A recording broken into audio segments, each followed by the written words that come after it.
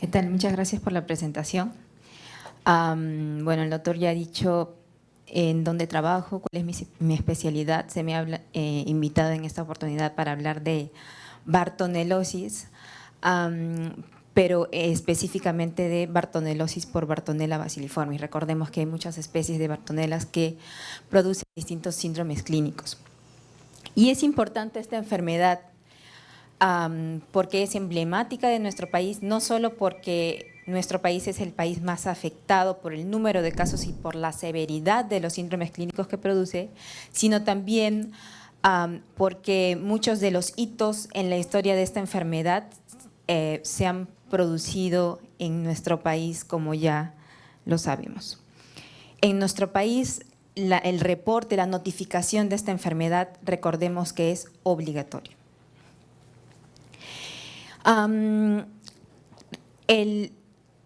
La enfermedad de Carrión cumple una de las características de las enfermedades potencialmente erradicables, y esta es que tiene una ubicación geográfica restringida, por lo menos hasta ahorita. Eso puede cambiar con los cambios climáticos, como lo vamos a ver después, pero clásicamente se ubica en la zona de Berruga, como lo llaman algunos autores, en la cordillera de los Andes, principalmente de Perú, Ecuador y Colombia. De lejos nuestro país es el más afectado, por lo que ya he mencionado. En Ecuador se han seguido reportando casos, pero se reporta que hay formas más simples de la enfermedad con una fase aguda muchas veces no reconocida y una fase crónica más leve. Y en Colombia actualmente ya no se reportan casos. Anteriormente se han reportado casos, pero ya no. ¿Por qué la enfermedad está entre 600 y 1200 metros sobre el nivel del mar? Algunos autores mencionan un rango desde 500, porque es a esa altura en donde es el hábitat del vector, que es la lutzomia, ya sea verrucarum o peruensis, dependiendo de qué zona sea. Pero vamos a ver que esto también ha ido cambiando. De lo clásico que es este rango de metros sobre el nivel del mar, se ha visto que muchos brotes han salido de este rango, y ya no solo se encuentran clásicamente en los valles interandinos, sino también en zonas de selva alta, regiones de selva de Cajamarca, regiones de selva de Cusco, etcétera. Y bueno, también se han seguido reportando en el Ecuador, pero como mencioné, son formas más leves de la enfermedad. Ya pasa. Me tomé el atrevimiento de cambiar la segunda diapositiva porque encontré este mapa que describe bastante bien las características de la población afectada por esta enfermedad. En este artículo, bueno, es antiguo, relativamente antiguo, pero bastante importante, el doctor Cabezas nos menciona que si bien la OMS no considera la enfermedad de Carrión como una enfermedad desatendida o neglected disease en inglés, para nuestro país sí debe ser considerada una enfermedad desatendida por las características de la población afectada y por la ubicación de la enfermedad. Las zonas que más casos han reportado a lo largo de la historia, bueno, acá no pasa. Ahí. Son Cajamarca, Cusco, Ancash, no sé por qué no pasa. Cajamarca, Cusco, Ancash, La Libertad, no pasa, Amazonas, y vamos a ver que esas zonas pertenecen a las regiones con más alto nivel de pobreza extrema. Y es así como el doctor Cabezas menciona a la enfermedad de Carrión entre las que deberían ser consideradas enfermedades desatendidas para nuestro país.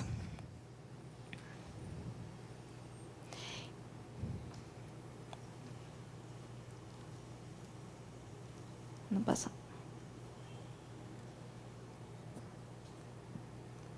¿Tienen el otro pasador?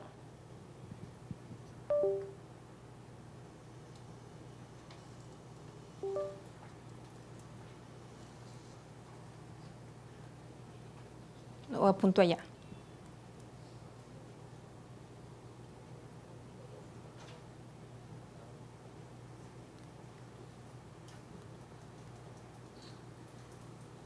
Creo que es la pila. Bien, bueno, avanzando con la siguiente diapositiva para que no nos gane el tiempo. A lo largo de la historia, el comportamiento de la enfermedad de Carrión ha sido épocas de aumento de casos, muchas veces coincidentes con cambios climáticos. Evidentemente, el más importante ha sido el fenómeno del Niño a finales de la década de los 90, con luego un periodo de silencio epidemiológico para nuevamente aumentar, por ejemplo, en el año 2004. Y estos aumentos, estos picos de aumento de número de casos se han seguido por periodos de silencio epidemiológico después de aplicar medidas de vigilancia y control vectorial, que son hasta ahora las medidas de prevención más importantes para esta enfermedad. Aparte de otras, son las medidas más importantes y las que han bajado terriblemente, significativamente el número de casos. En los últimos años ha habido un periodo de silencio epidemiológico, han habido algunos aumentos de casos en el 2011, 2013, 2016 e incluso en el 2024, y llama la atención que en este periodo la región que más reportó casos fue Lima, específicamente el distrito de Cochamarca, en la provincia de Ollón, pero ninguno de estos nuevos aumentos, de estos picos de casos ha alcanzado los picos de 1998 y 2004, que llegaron hasta más de 11,000 casos.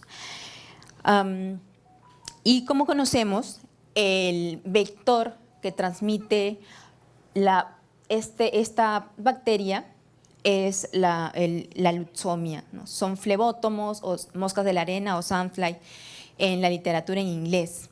En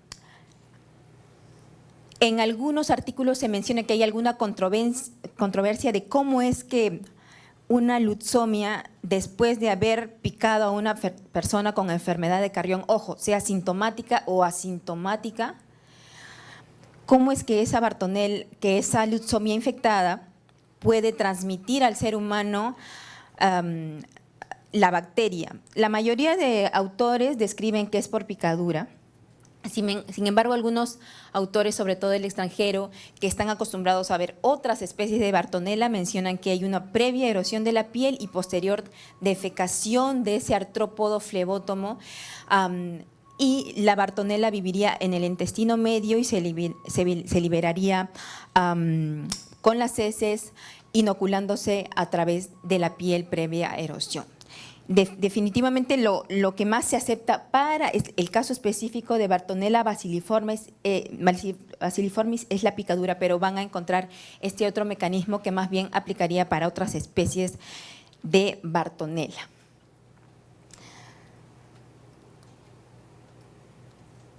No pasa.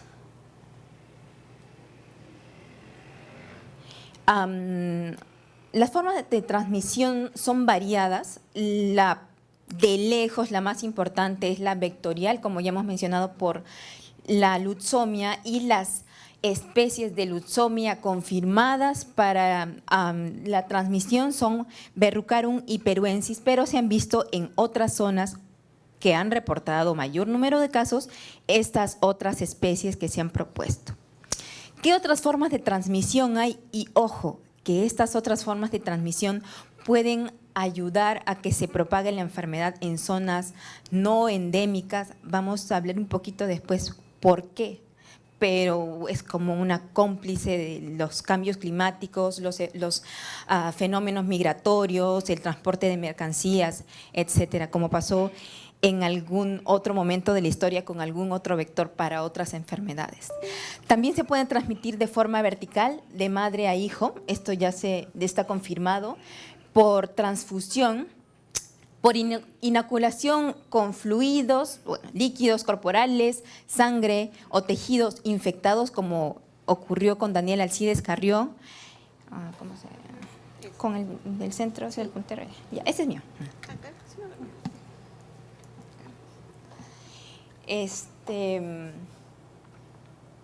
No se nota.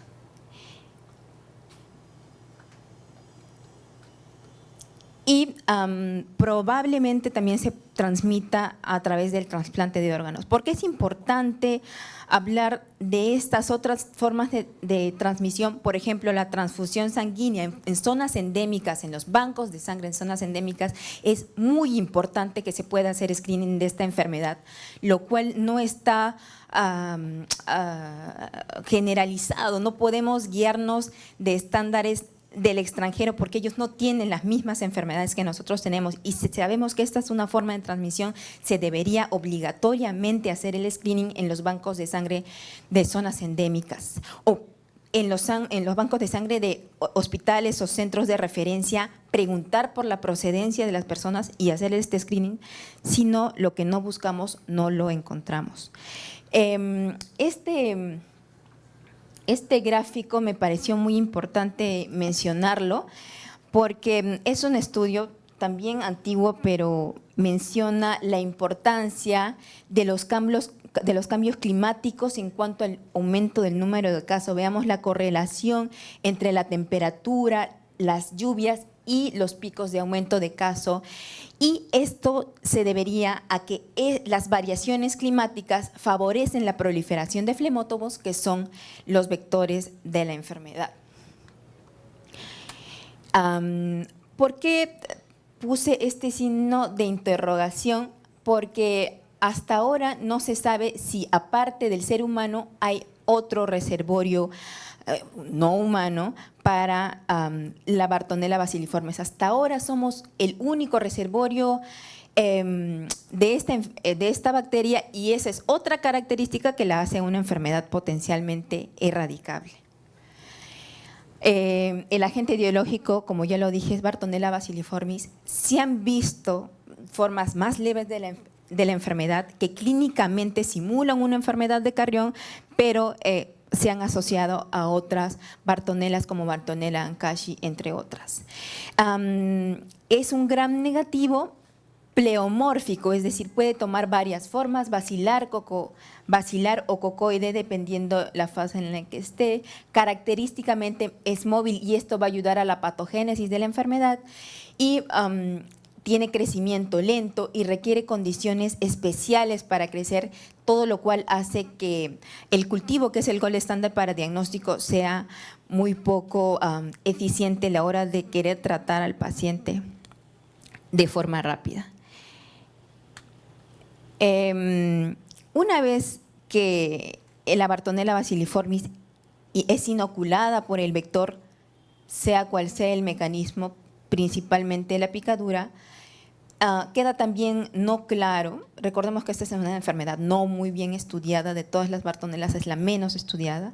Probablemente hay un nicho primario en la dermis y posteriormente invade células migratorias, las cuales viajan a través del sistema linfático. También se propone que, aparte del flujo sanguíneo, los flagelos de disposición lofótrica podrían ayudar a que la Bartonella pueda transportarse, y finalmente llega al sistema circulatorio.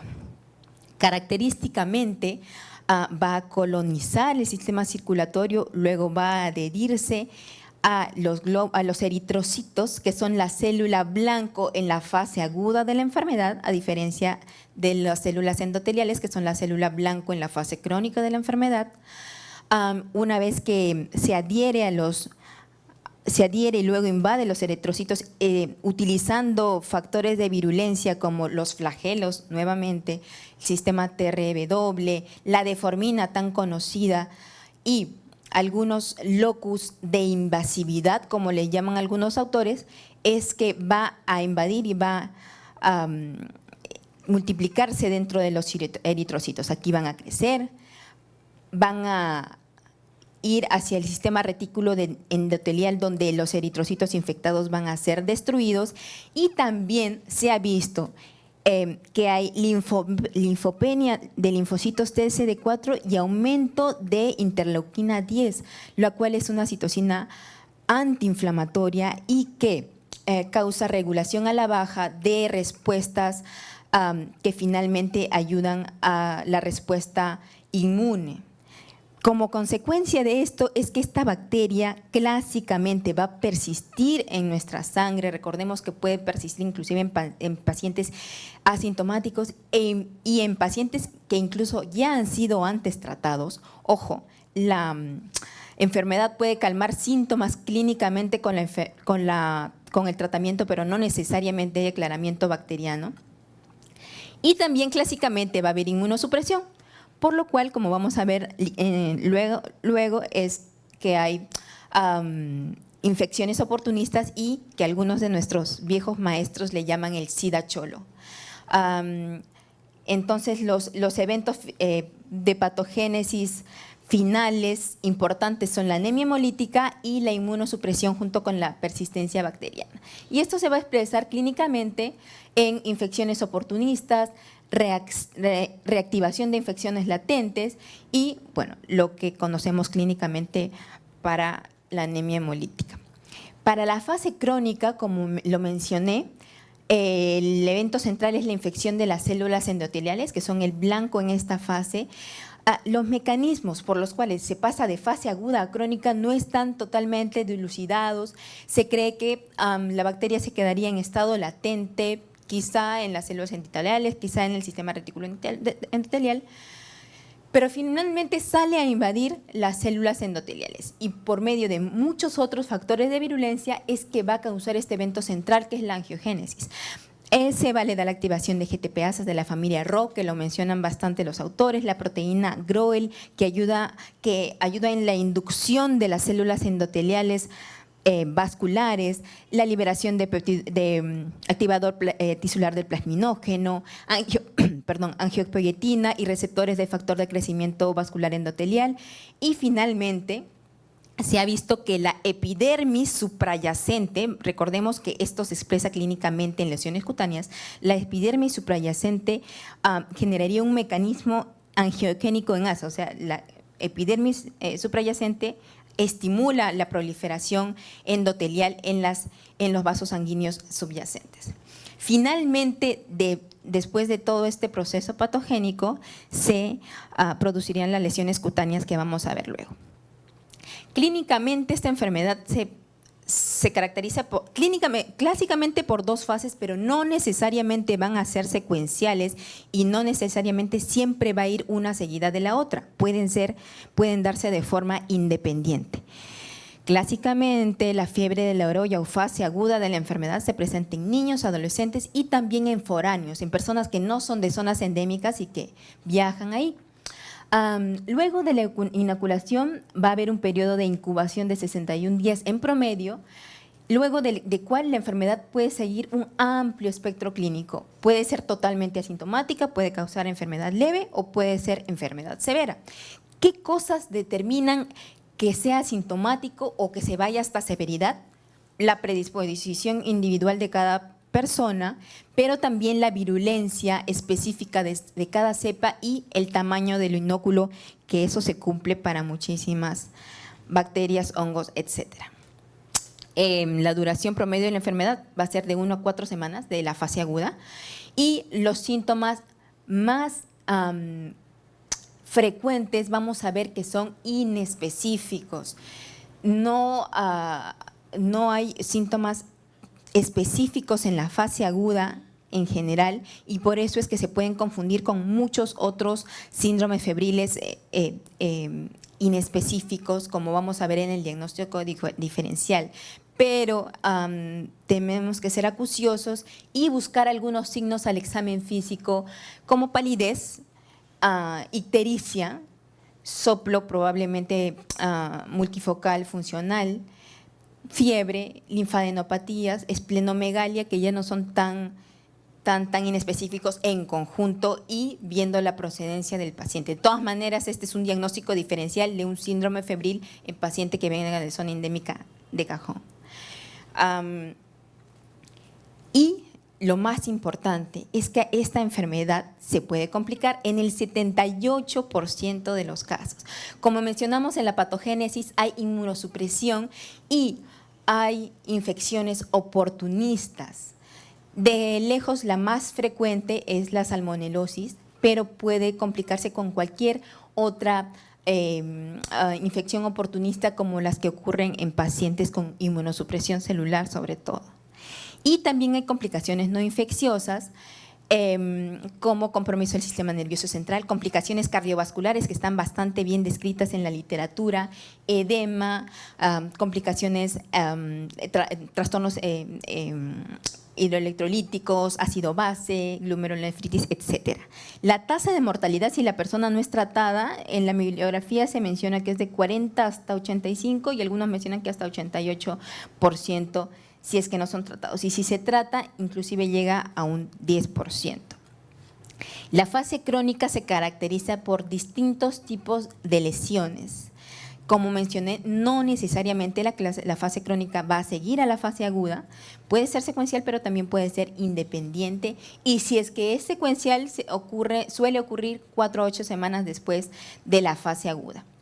La duración, algunos autores mencionan que es de semanas a meses, otros desde 6 meses hasta un año, otros solamente mencionan que es en meses, pero tiene ese rango. Generalmente esta forma de la enfermedad se presenta en enfermedades en personas de zonas endémicas, generalmente de mayor edad y puede presentarse en cualquier sitio, pero generalmente, como podemos ver acá, se afectan más que todo extremidades y también rostro. Hay varios tipos de lesiones de verruga peruana, miliar, mular y nodular o subdérmica. Las miliares suelen ser pápulas rojizas como las que vemos acá, numerosas, menos de 3 milímetros, suelen ser no dolorosas y son superficiales. La siguiente, la mular, son nódulos, pero no tan profundos, no son subdérmicos, son nódulos superficiales, más profundos que las miliares, pero más superficiales que las nodulares. Pueden ulcerarse, pueden sangrar y pueden doler y son más grandes que las lesiones miliares. Y finalmente la forma subdérmica o nodular, que tiene una piel suprayacente sin alteraciones y suelen ser más grandes y se palpan más de lo que se ven. Esta fase, por más que sea una fase crónica, también puede tener complicaciones. Algunos dicen que las complicaciones sistémicas son estos signos que pueden acompañar a la enfermedad, como fiebre, malestar, artralgias, entre otros. Pueden ser simplemente síntomas acompañantes, pero lo más característico son las complicaciones locales. Por ejemplo, sangrado, que se puede dar en 2/3 de pacientes, sobreinfección bacteriana secundaria, necrosis perilesional, entre otros. Raramente puede haber compromisos de mucosas y hay reportes en los que podrían afectarse incluso órganos internos, pero es muchísimo más raro. Los portadores asintomáticos son un blanco de las medidas preventivas muy importantes. Por más que estos pacientes sean asintomáticos, son un reservorio importante de la enfermedad, porque al ser asintomáticos no los diagnosticamos, no los buscamos, no los diagnosticamos y no los tratamos, y la leucemia que pica a estos pacientes luego pica a una persona vulnerable y puede transmitir la enfermedad. En distintos estudios se ha visto la prevalencia de estos portadores asintomáticos con una bacteriemia en los estudios de Chamberlain de 0,5%, pero una serología mucho más frecuente de 12,5%. Se han hecho estudios de PCR, que es mucho más sensible y ha encontrado mayor porcentaje de personas infectadas asintomáticas, y otros en los que la seropositividad se ha encontrado en más del 50%. Y ellos deben ser nuestro blanco para erradicar esta enfermedad. Como mencioné, la fiebre de la oroya o fase aguda puede confundirse con muchos síndromes febriles no específicos, y es por eso que debemos de considerar la procedencia del paciente, las manifestaciones clínicas, algunos otros detalles en el examen físico, como se ha mencionado, sobre todo si hay anemia, ictericia, entre otros. Y la verruga peruana, como sería de esperarse, se confunde con lesiones angiomatosas, ya sea la misma angiomatosis vaginal, que se produce por otras formas de otras especies de Bartonella, como otras lesiones, sobre todo hemangiomas, sarcoma de Kaposi en pacientes, digamos, susceptibles, etc. Las técnicas de diagnóstico son un gran problema, porque en las técnicas más fáciles de hacer y las que tenemos más a la mano son muy poco sensibles, y las que son más sensibles no están a la mano y son muy poco accesibles, a pesar de que el turnaround el resultado esté rápido para los que hacen la prueba hasta que llegue a nosotros, sobre todo los que están en zonas alejadas. El tiempo es muchísimo. No se dispone en las zonas endémicas, en las zonas más más afectadas por la enfermedad, de personal capacitado, de equipos que se necesitan para esas otras técnicas. Entonces es un gran problema, y lo central del diagnóstico es la sospecha clínica, y lo que necesitamos, y ojalá que algunos podamos trabajar en eso, son pruebas accesibles, disponibles para nosotros y suficientemente sensibles para que podamos utilizarlas en las zonas endémicas. Es decir, pruebas rápidas, point of care. Rápidamente, el frotis de sangre, como les dije, es fácil, sí tiene buena especificidad, pero tiene baja sensibilidad. En la fiebre de la oroya es 36%, y en la fase crónica ni qué hacerlo, ¿no? Porque es 10% de sensibilidad, aunque no, si no tenemos otra cosa, haríamos aunque sea eso. El gold standard sigue siendo el cultivo, y nos sirve no solo para confirmar la enfermedad, muchísimo tiempo después de que el paciente ya se complicó, pero sirve, por ejemplo, a los doctores, al personal que trabaja en el IS para seguir produciendo antígenos, y con ello no solamente nos van a ayudar a producir pruebas rápidas, que es lo que más necesitamos ahorita, sino también vacunas, candidatos para vacunas. Entonces, por ahí hay alguna esperanza. Pero como ya lo mencioné, el crecimiento es muy lento, requiere condiciones especiales, no solo por la temperatura y los medios con sangre que requiere, sino también porque las placas se contaminan y hay que estar muy atentos a eso, etcétera. Es bastante complicado. La serología y las pruebas moleculares son altamente sensibles y supuestamente te dan resultados oportunos, pero en el laboratorio de referencia, en el INS, no para los que estamos en el centro del cual se manda la muestra. Obviamente te confirman el diagnóstico, pero como dije, requieren recursos técnicos y recursos humanos que generalmente, de los cuales generalmente no se dispone en las zonas más afectadas. ¿Por qué no ir allá? La anatomía patológica nos ayuda para la verruga peruana. No podemos confiarnos solamente de la clínica, sino que idealmente deberíamos biopsiar, ya que hay diagnósticos diferenciales, ¿no? Y en esas zonas endémicas, por más que lo más probable sea verruga peruana, también puede haber hemangiomas, puede haber otras formas de bartonellosis, etcétera. Lo esencial que se correlaciona con la patogénesis que mencioné es la proliferación de células epiteliales, y también una clave para el diagnóstico es la presencia focal de neutrófilos. Esas son características generales, pero ¿cómo es que podemos ver a la Bartonella en sí? Sobre todo con las tinciones de Wartin-Starr. Para el manejo, es importante no solo saber qué se da para algo, sino saber todo lo demás que se tiene que hacer para el soporte del paciente. No es que le doy el antibiótico y veo qué pasa, es primero que tengo que saber identificar al paciente que se pueda complicar. Gestantes, extremos y extremos de edad, sobre todo ellos. Gestantes y extremos de edad, menos de 1 año, más de 50 años. Tengo que saber cuáles son los criterios de alarma para poder identificarlos a tiempo, y con eso saber si tengo que hospitalizar al paciente y si estoy en el primer nivel, referirlo. Aparte de la presencia de criterios de alarma, sea gestante o no, tengo que ver criterios de gravedad. Se los puse aquí pequeñito. Criterios de gravedad es que presente disfunción de órganos o signos de hipoperfusión. Y otra cosa que les dije, los grupos de riesgo, gestantes y extremos de edad. Comorbilidades como anemia y desnutrición moderada severa, que tenga una parasitemia más del 80% si es que pudimos hacer el frotis. Ojo que ese frotis se hace si el paciente tiene criterios de alarma o criterios de gravedad o está entre los extremos de edad.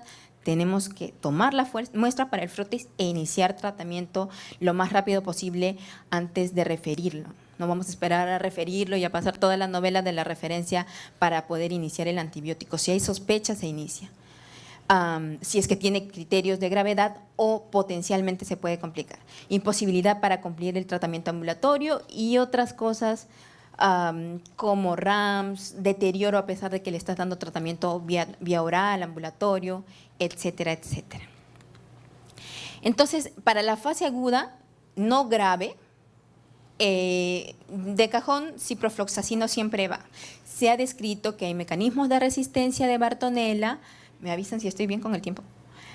Se ha descrito que hay mecanismos de resistencia de Bartonella, sobre todo en los genes GIR-A, PAR-C, PAR-E, que son genes que codifican para las subunidades de las topoisomerasas de tipo 2, que como sabemos son el blanco de las quinolonas. Y por eso cuando son formas graves ya no solo le damos ciprofloxacino, sino también ceftriaxona. Históricamente también se daba ciprofloxacino porque como recordemos que la salmonelosis es una coinfección oportunista frecuente, aunque actualmente ya casi nunca damos ciprofloxacino a las salmonelas por el alto nivel de resistencia para salmonela también. En niños se prefiere dar amoxicilina, pero esto se cumple en general para quinolonas y niños. Quinolonas en niños, si el beneficio supera el riesgo, le das quinolonas. Y en gestantes, amoxicilina, clavulanílico de cajón. Para las formas graves, ceftriaxona más ciprofloxacino en niños y adultos, y en gestantes, en la norma técnica está cloranfenicol más ceftriaxona y como alternativa micacina más ceftriaxona, pero estos medicamentos son de clase C y clase D respectivamente, así que sería muy difícil, o sea, tendríamos que individualizar el caso que estamos viendo. Quizá le damos de primera mano ceftriaxona para proteger al bebé y si la paciente tiene riesgo de fallecer, etcétera, podríamos sopesar el riesgo-beneficio para agregar algunos de estos medicamentos, hablando con la paciente, los familiares y monitorizando de cerca, ¿no? Pero son la verdad decisiones difíciles teniendo en cuenta los potenciales riesgos para el feto. Como mencioné, no solamente es dar antibióticos, sino poder identificar a tiempo criterios de alarma, intervenir precozmente y referir rápidamente, como ya les dije, habiendo iniciado el manejo del paciente antes de referirlo. Y ya en los centros de referencia podrán identificar otros problemas que básicamente son complicaciones hemodinámicas, cardiovasculares, respiratorias, reacciones adversas, entre otros, y el soporte, fluidoterapia, vasopresores, transfusión, que es muy importante en esta enfermedad. En algunos casos, procedimientos, por ejemplo, para pericarditis, corticoides, en algunos casos, sobre todo cuando hay pericarditis, púrpura, hipertensión endocraniana, como parte del manejo de hipertensión endocraniana, si hay convulsiones benzodiazepinas y tratamiento de las coinfecciones. Aparte del tratamiento antibiótico, que ven que solamente una partecita de todo el manejo integral del paciente, que se va a guiar según el grupo etario, como ya le mencioné. Para la fase crónica, de cajón acitromicina para todos los grupos de edad, y bueno, tenemos ahí las alternativas como rifampicina, entre otros. Tenemos que tener en cuenta también lo de la gestación, como ya lo mencioné. Finalmente, para la prevención, mencioné que lo más importante, la medida que ha reducido después de los grandes brotes el número de casos ha sido la vigilancia y el control vectorial. Y dentro de esto hay muchísimas cosas que hacen, desde fumigación con insecticidas hasta estudio de resistencia en las luxomias, resistencia a insecticidas. Otras medidas, manejo de casos, control de portadores asintomáticos, que son el reservorio que no nos deja una de las tantas razones que no nos dejan erradicar esta enfermedad. Repelentes, disminuir la exposición nocturna, que es el momento del día en el que más suele picar este flebótomo, mosquiteros, tamizaje en zonas de bancos de sangre, zonas endémicas, como lo mencioné, y las vacunas serían una genial medida de prevención, pero todavía nos faltan encontrar nuevos antígenos, están creando también antígenos recombinantes. Todavía no hay muchos estudios, esperemos que se pueda trabajar mejor en ello. Para la erradicación, como les mencioné, según los criterios de Dahlen, esta es una enfermedad potencialmente erradicable, dada su ubicación geográfica y que aparentemente no hay otro reservorio aparte de nosotros. ¿Qué requerimos? Como lo mencioné, necesitamos diagnosticar no solamente a los sintomáticos, sino también a los asintomáticos, y también necesitamos candidatos antigénicos para la creación de nuevas vacunas y, ¿por qué no?, tratamiento antibiótico masivo en donde sea adecuado. Bueno, eso es todo lo que quería transmitirles. No sé si tendrán alguna pregunta. ¿Alguna pregunta? Muchas gracias, doctora, por su brillante exposición. ¿Preguntas, colegas? Doctora Palma, yo tengo dos preguntas muy sencillas, ¿ya?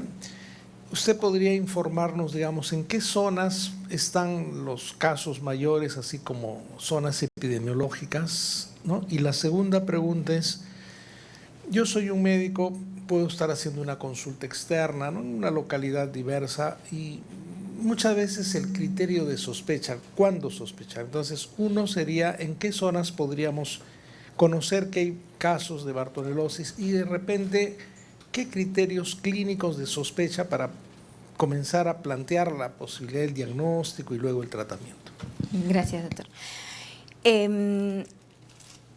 Siempre varía la distribución de los casos, pero tenemos que tener en cuenta que la distribución de casos se correlaciona con la distribución del vector. Y recordemos que este vector es el mismo que el de la leishmania.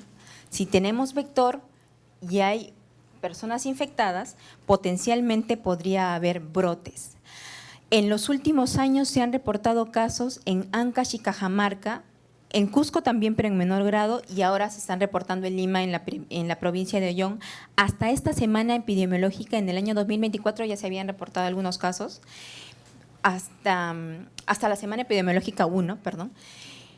Y para el mismo tiempo, en el 2025 todavía no, pero tenemos que tener en cuenta, por ejemplo, en qué zonas hemos reportado bartonelosis, pero hay vector en Huarochirí, Jicamarca, Cieneguilla, Santa Clara, Chosica. O sea, tenemos que tener en cuenta dónde está el vector y dónde potencialmente podría transmitirse la enfermedad. Pero de cajón, Ancash, Cajamarca, Cusco y ahora Ollón. La segunda pregunta fue ¿cómo sospechar? Lo primero es la epidemiología y lo segundo es tu diagnóstico diferencial. Siempre tienes que hacerlo lo más específico posible. Si yo pongo síndrome febril agudo, hay demasiados diagnósticos diferenciales, pero si le agrego anemia hemolítica, hiperbilirrubinemia, predominio indirecto, bueno, si es que tienen bilirrubinas en donde van a estar, o por lo menos ictericia y anemia, el diagnóstico diferencial se acorta. Quizá en zonas de selva alta, aparte de bartonelosis, van a plantear malaria, pero de todas maneras ya el diagnóstico diferencial se acorta y vas a poder hacer, aunque sea tus frotisis, tu gota gruesa para malaria y tu frotis para bartonela. No son el frotis para bartonela no es lo más sensible, pero es lo que tenemos. Y de todas maneras, aunque sea caso probable, hay que reportarlo, hay que notificarlo y quizá podamos guardar muestras para ello. Pero esa sería una manera, estrechar lo más posible tu diagnóstico diferencial con el síndrome clínico y traslaparlo con la epidemiología, tanto con las zonas características, Ancash, Cajamarca, ahora Lima, Cusco, otras zonas en las que también se ha reportado Amazonas, La Libertad, Piura, Huancabamba. Y traslapando eso puedes acortar tu diagnóstico diferencial y tratar, ojo, si no tienes pruebas lo suficientemente sensibles, no tienes un laboratorio de referencia a la mano, el paciente se te está complicando, tienes que tratar empíricamente, no hay de otra. Doctora, nos queda claro el concepto de la epidemiología, la clínica y además un seguimiento, porque como usted dijo, ¿no? Si hay fiebre, hay anemia, hay ictericia, hay una lesión dérmica, uno va armando su síndrome y va planteando el diagnóstico. Bien, ¿alguna pregunta, colegas? Nos queda claro, estimados colegas, que es fundamental en el tema de infecciones el concepto epidemiológico. Creo que este es un aporte importante. Segundo, el hecho de ser clínicos, examinar al paciente, hacerle una buena historia clínica, un buen examen, y probablemente en la ayuda del diagnóstico es importante, pero creo que en atención primaria un pensamiento epidemiológico, un buen examen clínico nos puede acercar mucho a la posibilidad del diagnóstico. Entonces, obviamente nuestros expertos nos han dado una visión y un panorama muy amplio, cómo la infectología está avanzando. Yo sueño en el país con una atención primaria de calidad, donde hayan pues niveles también de acceso a ayuda del diagnóstico. Soy un optimista de que las cosas van a mejorar. Doctora, muchísimas gracias. Le pido por favor un minuto para la foto protocolar.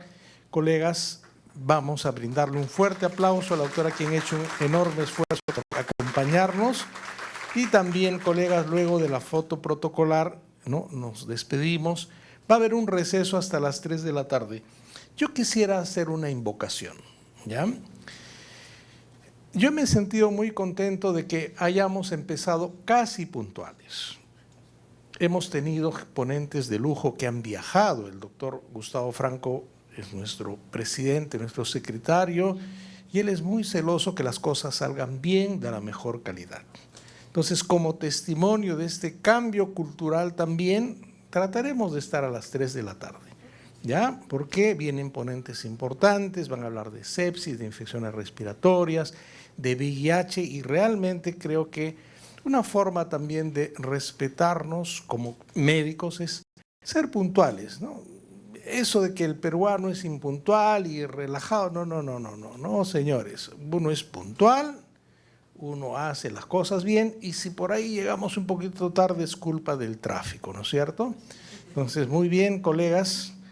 Bien, vamos a tomarnos la fotito protocolar y hacemos el receso hasta las 3 de la tarde. Doctor, ¿me permite un momento, solo para, fuera del tema? Es importante resaltar, valga la redundancia, la importancia del examen físico. No puedes ver a un paciente con fiebre y de frente pedirle examen de orina. Por favor, ya no. Nos estamos convirtiendo en robots. Y eso dificulta el diagnóstico de las pacientes. Hay pacientes con neumonía que son diagnosticados con mojito solo porque tienen piuria. O sea, necesitamos examinar a los pacientes, si no el tiempo hasta que el paciente tenga un diagnóstico y tratamiento correcto se demora mucho, y a los hospitales de referencia los pacientes ya llegan, como lo decía la doctora que me antecedió, manoseados, complicados, con infecciones intrahospitalarias o complicaciones por antibióticos inadecuados, no solamente porque no es el foco de tratamiento, no es el foco de la infección, solamente porque no examinamos al paciente, sino también porque hay complicaciones intrahospitalarias, hay complicaciones asociadas a los antibióticos o a otros medicamentos.